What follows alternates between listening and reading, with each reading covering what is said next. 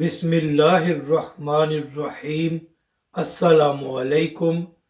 میں ہوں علی اصغر اور آپ دیکھ رہے ہیں میرا یوٹیوب چینل۔ عمران خان کی جان کو خطرہ اور علامہ سعد حسین رضوی کا بڑا کھڑاک، اس ویڈیو میں ہم اسی کے متعلق بات کریں گے۔ ناظرین کرام، پہلے عمران خان صاحب کو اٹک جیل میں رکھا گیا تھا۔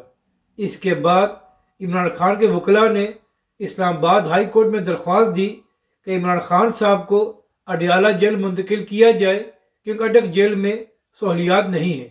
تو ناظرین کرام، اس کے بعد اسلام آباد ہائی کورٹ نے حکم دیا کہ خان صاحب کو اڈیالہ جیل منتقل کیا جائے۔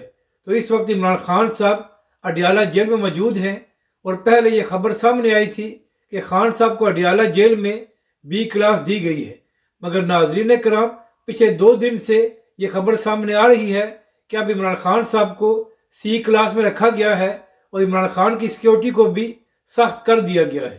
تو اسی حوالے سے عمران خان کی اہلیہ بشرا بی بی نے اسلام آباد ہائی کورٹ میں درخواست دی ہے کہ ہمیں اجازت دی جائے کہ ہم عمران خان صاحب کو گھر کا کھانا دیں، کیونکہ جیل میں عمران خان کی جان کو خطرہ ہے اور ہمیں یہ بھی ڈر ہے کہ جیل میں عمران خان صاحب کو کھانے میں زہر بھی دیا جا سکتا ہے۔ اس کے ساتھ ساتھ بشرا بی بی نے اپنی درخواست میں یہ بھی کہا کہ عدالت اس بات کو یقینی بنائے کہ عمران خان کی جان کی حفاظت کی جائے، جبکہ دوسری جانب علی محمد خان نے بھی اپنے ایک بیان میں کہا ہے کہ ہمیں معلوم ہے کہ عمران خان کی جان کو خطرہ ہے، لیکن ہم کسی کا نام نہیں لے سکتے کہ کون عمران خان صاحب کو زہر دینا چاہتا ہے۔ یعنی کہ ناظرین کرام، اب پی ٹی آئی کی جانب سے یہ بیان سامنے آ رہا ہے کہ اڈیالہ جیل میں عمران خان کی جان کو خطرہ ہے۔ اب بات کرتے ہیں تحریک لبیک پاکستان اور علامہ سعد حسین رضوی کی۔ تو ناظرین کرام، چند دن پہلے گیلپ کا ایک سروے سامنے آیا تھا جس میں کہا گیا تھا کہ تحریک لبیک کے سربراہ علامہ سعد حسین رضوی پاکستان میں دوسرے نمبر پر سب سے مقبول لیڈر ہیں۔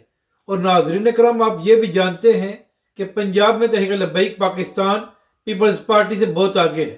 تو آنے والے چند مہینوں میں عام انتخابات ہونے والے ہیں، تو اسی حوالے سے اب تحریک لبیک کے سربراہ علامہ سعد حسین رضوی سندھ میں پہنچ چکے ہیں، اور آج تحریک لبیک کے سربراہ دادو میں ایک بڑا جلسہ کر رہے ہیں، اور کل بھی تحریک لبیک کے سربراہ سندھ میں ایک بڑا جلسہ کرنے جا رہے ہیں۔ یعنی کہ ناظرین کرام، انتخابات سے پہلے علامہ سعد حسین رضوی سندھ گئے ہیں اور سندھ کے عوام کو بتائیں گے کہ پچھلے 15 سال سے آپ پر پیپلز پارٹی حکومت کر رہی ہے، لیکن اس کے باوجود آپ لوگوں کو کچھ نہیں ملا۔